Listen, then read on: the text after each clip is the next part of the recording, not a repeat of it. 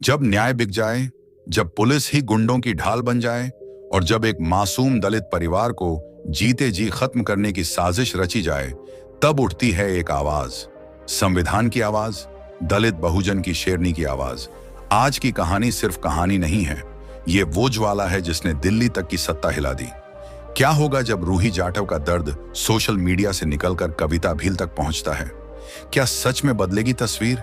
जब डर टूटता है, न्याय जीतता है। देखिए कैसे रूही जाटव और कविता भील ने सिस्टम को हिला दिया। अगर ये कहानी दिल को छू गई तो लाइक करें, कमेंट करें, शेयर करें और सब्सक्राइब करें। साथ में खड़े हों अपने अधिकारों के लिए। जय भीम।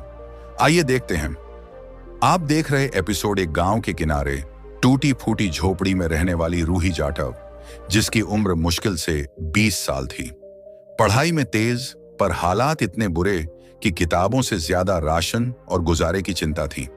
उसके पिता मजदूरी करते थे, मां घर घर जाकर झाड़ू पोछा करती थी। लेकिन जातिवादी ठाकुरों को यह मंजूर नहीं था कि एक दलित बेटी स्कूल जाए, आवाज उठाए। गांव में अक्सर ताने मिलते, अरे पढ़ लिख कर कलेक्टर बनेगी क्या? रूही सुनती पर चुप नहीं रहती। वो कहती, हां बनेगी। एक दिन गांव के ठाकुरों ने साजिश रची, रूही के पिता को फर्जी चोरी के केस में फंसा दिया। पुलिस आई बिना सबूत के और उन्हें पकड़ कर ले गई। थाने में पूछताछ के नाम पर मारपीट।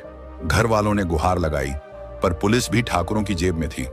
पिता जेल चले गए, मां बेहोश हो गई और रूही आंसुओं में डूबकर भी मन ही मन कसम खा चुकी थी, अब चुप नहीं बैठूंगी। गांव की चौकी पुलिस रात को घर में घुसी, मां और भाई को मारा पीटा। रूही से कहा गया, अगर चुप नहीं रही तो तुझे गायब कर देंगे। उसके हाथ कांप रहे थे, दिल दहला हुआ था, पर उसने मोबाइल उठाया और सब रिकॉर्ड कर लिया। सुबह रूही थाने पहुंची। वहां उसने FIR लिखवाने की कोशिश की, लेकिन दरोगा हंस पड़ा। अरे भाग यहाँ से, ठाकुरों का नाम लिखेगी?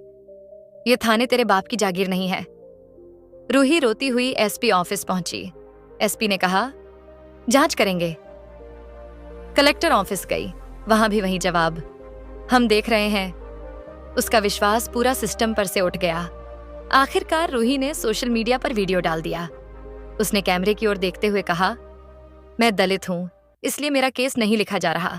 मेरे पिता जेल में सड़ रहे हैं, मेरी मां पर अत्याचार हो रहा है। अगर इस देश का संविधान जिंदा है तो कोई हमें बचाए। न्याय चाहिए, नहीं तो हम सड़क पर उतरेंगे। वीडियो आग की तरह फैल गया और ये वीडियो पहुंचा कविता भील तक। कविता भील ने वीडियो देखा, आंखों में आग भर आई।